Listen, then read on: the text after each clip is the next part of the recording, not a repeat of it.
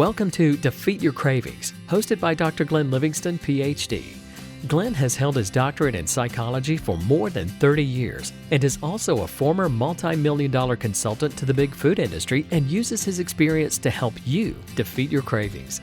This show will help you to focus on dramatically reducing cravings and leave the diet mentality behind, so you can more easily and effortlessly achieve your health, fitness, and body composition goals. Please remember, no doctor-patient relationship is created via this show, and you are responsible for confirming any changes to your diet, health, or psychological routines with an appropriately licensed professional before implementing them. Now, before we get started, if you haven't yet downloaded the free smartphone app to access dozens of these recordings all in one place, as well as to avail yourself of a confidential community for support, motivation, and assistance, please visit the podcast link on defeatyourcravings.com as soon as possible. And now, here's your host, Dr. Glenn Livingston. Hey, it's the very good Dr. Glenn Livingston, and I am here with a kind-hearted woman, Leslie, who is a client who's had a good deal of success and was happy to share that with all of you, share her wisdom and observations and success, as well as her trials and tribulations and stumbles and falls, so that you can benefit as well. Leslie, how are you today? I'm good, thank you. Good, me too. So maybe just tell me a little bit about your food story before we delve into what happened. Well, I can remember binging from the age of 7, and I'm turning 56 tomorrow. So it's been a very long birthday. Road. Wow. Thank you. It's been a very long road. Every diet in the world I've tried, my weight's gone up and down throughout my life. The same challenges a lot of other people have had. I actually did download your book back in 2016 originally, but I really struggle with the pig analogy. I know that you've talked about that on the podcast, but at the time I read it and I don't know, it just didn't speak to me at the time. So I put it aside. And then in 2022, at the beginning, my New Year's resolution for 2022 was I'm going to overcome my binge eating disorder. And I downloaded a bunch of different podcasts on binge eating because there's a lot out there. And I started to listen to them because I travel a lot for work. So I was able to listen to them in the car. Some of them were not so good and not very helpful. And when I was listening to yours, I was like, this kind of sounds familiar, especially the pig analogy. So I went back and reread the book. Still struggle with the pig analogy, but you had talked about how you can rename it and call it something else. So for me, I call it my food demon. I listened a lot, read the book again, started on my own in May, and then got tripped up by a bunch of Mother's Day celebrations, and I struggled. I gained 20 pounds over 2 months and then decided I'm absolutely joining the intensive, and I did in July, and I have not been since then. I finally reached my goal weight this week, which has been amazing. Wow. I haven't weighed this since high school. So, I mean, I had already lost a bunch of weight before, but the problem is I'd binge or I'd restrict. So I'd be successful at losing weight for a little bit, and then I would go back and gain a bunch of weight because the binging would come back. That had been sort of my life for many years. Lots of shame, frustration, anger, lots of challenges along with the binge eating. So I've had an amazing experience. Fiona's been my coach. She has been so helpful. And that's basically my story. It sounds like you got on a slow and steady weight loss goal instead of restricting and then binging and restricting and then binging. What else was it about your work in the intensive or with the ideas here or with Fiona, with your coach? When I started on my own before the intensive, I'd still confuse myself about the pig versus not the pig. Like, what's really my thought versus the pig? I couldn't get out of my own destructive thought patterns on my own. But by having the intensive and really learning so much more on a daily basis and having to focus on the program every single day and do all the assignments and listen to the calls, and then also talking to my coach, and they would point out some of the flaws in my thinking. And it really made me rethink some of the things that had tripped me up in the past and would let me go back to my old destructive patterns. Do you remember any examples of that? So one of the big challenges I had in the beginning of the program is one of the activities my husband and I like to do the most together is go out and eat. that is not a great option many times a week because it really puts you in a situation where you're not in as much control of what you're eating. And then you overeat. And my husband would just say to me, "Oh, let's go out." And I say, "Okay." And even though I had a plan, I had a food plan, that eating out wasn't my plan. So that was a big struggle for me in the beginning, is really having boundaries about how often I would go out to eat, how far in advance I wanted to eat, where I wanted to eat. It was a struggle. My husband really was like, "You never want to go out anymore." And I'm like, "I do. I just want to plan it. And I want to choose places that I can make good food choices." So that was a challenge that prior to the intensive, I would have probably just given in and kept going out. But Fiona helped me work through some of those challenges. What do you do now instead? I try to limit eating out to about once a week, although I do travel for work. So sometimes it has to be a little bit more, but I have conditional rules for traveling for work. So I try to plan it in advance so that it's not just a spur of the moment decision, so that I can make sure I get enough vegetables in at maybe an earlier meal if we're going out to dinner, if I know it won't get quite what I want at the restaurant. So I plan it in advance. My husband's still always free to go out and eat whenever he wants or get takeout. I mean, I don't tell him what he can do, but I really just told him I don't want to just randomly decide to eat out at any moment because it's just not good for my health goals. Very good. Did Fiona help you with refutations or food rules? Yeah, I'd say it was more the squeals, not the refutation specifically. I was pretty good at that, but sometimes my thought process was just a little bit off. I was able to make my food rules. I'd really worked a lot on some of my health goals, so I knew what I needed to eat. It was just a matter of the binges coming back. I definitely think I struggled with the whole idea of rules. I really felt like I shouldn't have to live a life with all these rules, but now I'm realizing I need these rules to be healthy and be happy. Kind of grieving my past idea of what normal eating was really important, and understanding that I do need these rules and the rules actually are better for me. So she really helped me through that thought process. So that was really helpful to understand that rules actually make my life better.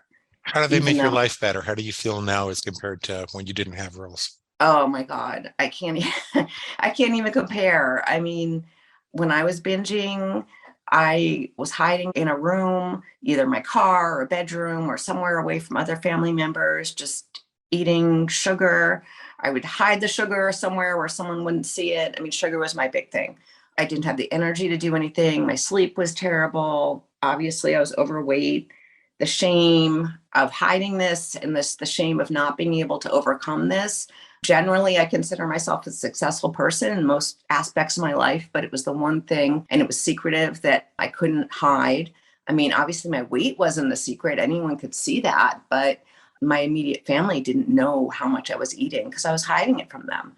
That is a huge change. I have so much more energy. I actually get up an hour earlier to exercise now. I mean, that was not something I'd ever consider. I was somebody who would do that, and just have so much more energy to do what I want to do and not worry about binging and all the thoughts that go along with it. It's just so much time I would spend planning my binges, having the binges, recovering from the binges, thinking about them. I mean, it's such a huge life-changing experience.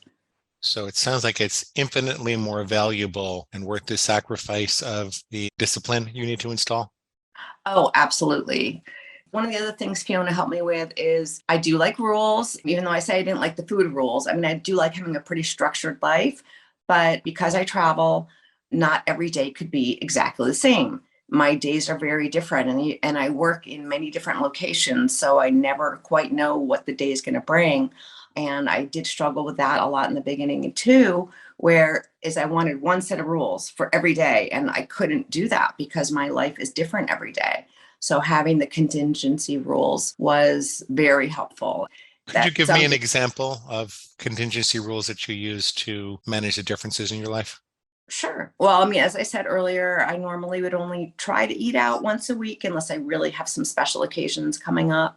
But when I travel with other people for work, I do have to go to dinners.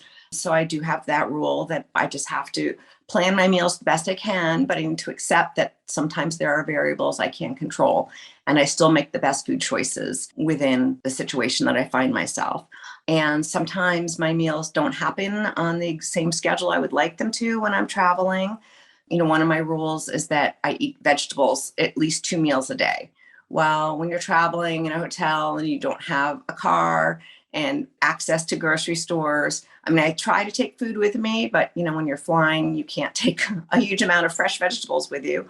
I try and do the best that I can when I'm traveling, but sometimes I don't quite make all my rules. And as long as I'm not binging, I'm happy with that. I gotcha. Is there anything that I should have asked you that I didn't ask you? Is there anything you want people to know who are worried about the time or the money or the work involved? I would say that it definitely is a bit of time in the first month. And I just accepted that was going to be my priority for the first 4 to 6 weeks. And it was absolutely worth it. I have listened to all the calls, I think, since day one of my intensive, even though I don't always get on them. I listen to the recordings afterwards. One of the things when you talk about the money people save by not binging, I have always thought, and I don't know if I've ever heard anyone mention this, is for me, I would either be completely in restrict mode or in binge mode.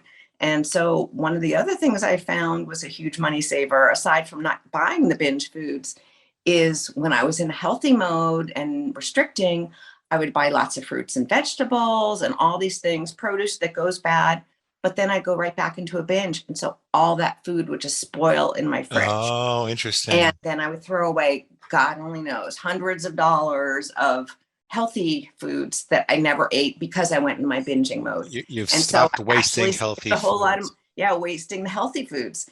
Now I'm not wasting the healthy foods, not buying the binge foods, not eating out as much, even though money wasn't really my primary concern at all. It is a huge cost savings by not having the constant flipping back and forth between, oh, I guess this is a binge week or a binge month, or, oh, I guess this is a restrict week or a restrict month. It's just so nice to say, oh, I'm going to buy these groceries. And guess what? They're actually going to get eaten. Which is a reflection of your regular, reliable, steady, healthy life now. Yes. Where you flood your body with nutrition and you can count on yourself to stick to your rules and stick reasonably within your budget. And that's terrific. Definitely. And I've recently reduced some of the medications that I was taking.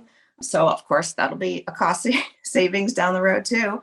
It's been an amazing program, and I can't say enough about it. And if anyone's thinking about it or, on the fence, absolutely do it. It is so worth it, even though it took me over 5 years from when I started on the book and then really had some false starts with the program before the intensive. It's been amazing. Well, in retrospect, you didn't have to suffer for those 5 years, right? Oh, absolutely. If I'd listened to a podcast and heard more at the time, maybe it would have been helpful. I don't know, but I didn't discover it till 2022. So, I'm not going to look back at, whatever failures I guess I had and just be happy that I finally got there.